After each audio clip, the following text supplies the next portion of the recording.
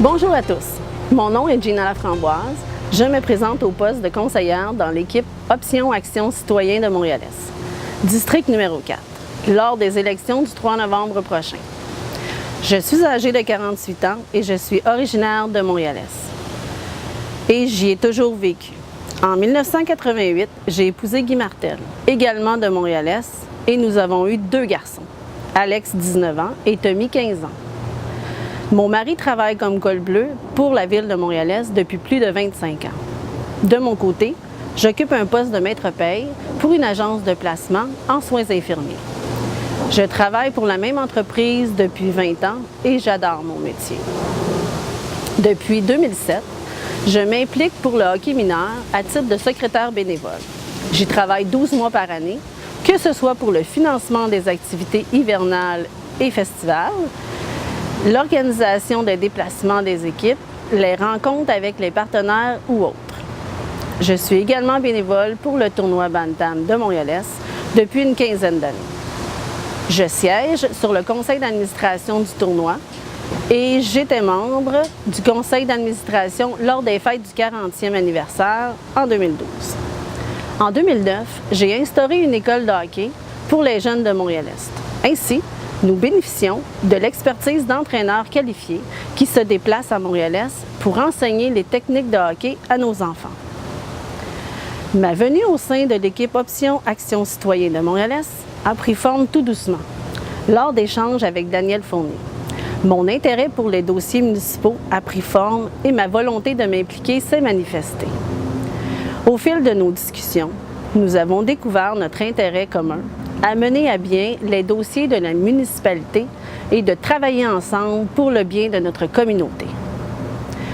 Lorsque Daniel m'a offert le district numéro 4, je n'ai pu refuser. Le défi était lancé.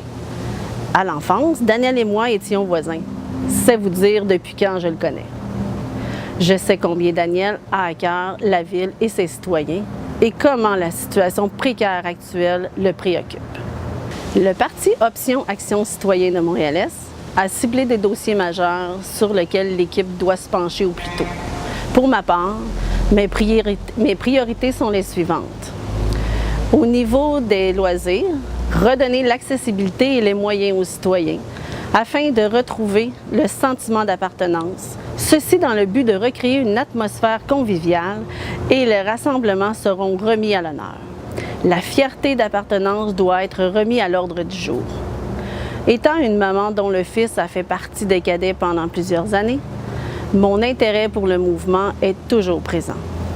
Ainsi, promouvoir et maintenir cette activité me tient à cœur.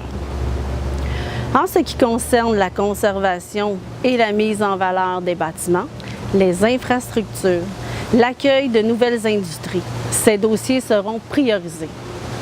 Nous maintenons que nous ne pouvons envisager la démolition et la construction de nouvelles infrastructures, alors que nous possédons déjà un patrimoine qui ne demande qu'à vivre. Quant à nos employés, nous restaurerons le climat de travail sain et convivial.